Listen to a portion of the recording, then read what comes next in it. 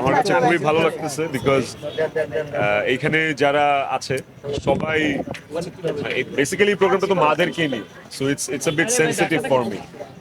আমার মা আমাকে অনেক কষ্ট করে বড় করছে, সো আমি এই জিনিসগুলো বুঝি। অ্যান্ড মাদেরকে নিয়ে এরকম একটা প্রোগ্রাম, এই ধরনের প্রোগ্রাম শহরে খুব কমই হয় আমার দেখা।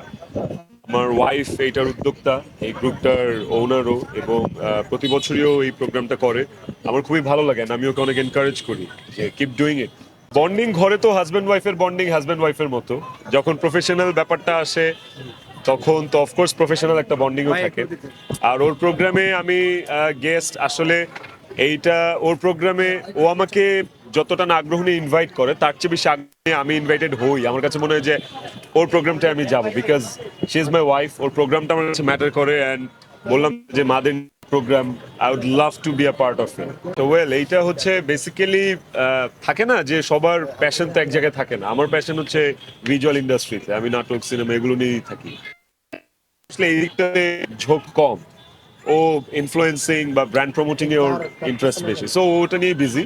কখনো যদিও আমাকে ওর ইচ্ছা পোষণ করে যে না, she wants to do something, নাটকে কাজ করতে চায়, হয়তো বা স্ক্রিনে দেখা যাবে বাট নট রেগুলারলি, আমি নার্ভাস ফিল হব না বিকজ এটাই তো আমার পেশা, it's my bread and butter. তো আমার নার্ভাস হওয়ার কিছু নাই।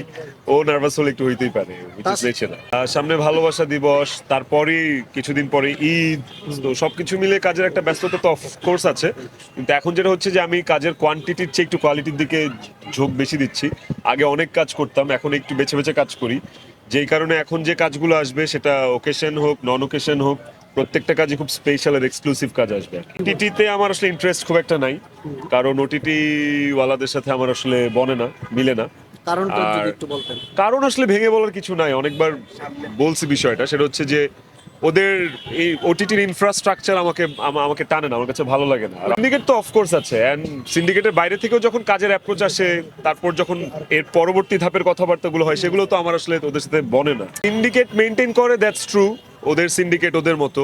বা থাকে না যে এখন প্রত্যেকটা ওটিটি প্ল্যাটফর্মে ওদের নিজস্ব কিছু আর্টিস্টের একটা কোরাম থাকতেই পারে, আর আমি এটাকে অন্যভাবে বা নেগেটিভলি দেখি না। যেমন নাটকে আমার নিজেরই সিন্ডিকেট আছে, সো আমি আমার সিন্ডিকেট নিয়ে কাজ করতে পছন্দ করি। আমি যখন কোনো সিন্ডিকেট ব্রেক করতে পারতেছি না, তাহলে okay, let's make my own syndicate, আমি এখন এই বিশ্বাস করি। কারণ বহু বছর সিন্ডিকেট ভাঙার চেষ্টা করছি, বহু বছর সিন্ডিকেট ভেঙে কাজে ঢোকার চেষ্টা করছি, পারি নাই। সো এখন আমার কাছে মনে হয়েছে যে যখন সিন্ডিকেট ভাঙাই যাবে না, বানানোই। তো ওটিটি ওয়ালারা ওটিটি সিন্ডিকেট নিয়ে আছে, ভালো কথা থাকুক। আমার আমার নাটকে আমি আমার সিন্ডিকেট নিয়ে আসি, আমি এটাকে আমার কমফোর্ট জোন বলি। সো আমি আমি আমার মতো করে ভালো আছি, আলহামদুলিল্লাহ। ওটিটি নিয়ে মাথা ব্যথা নাই।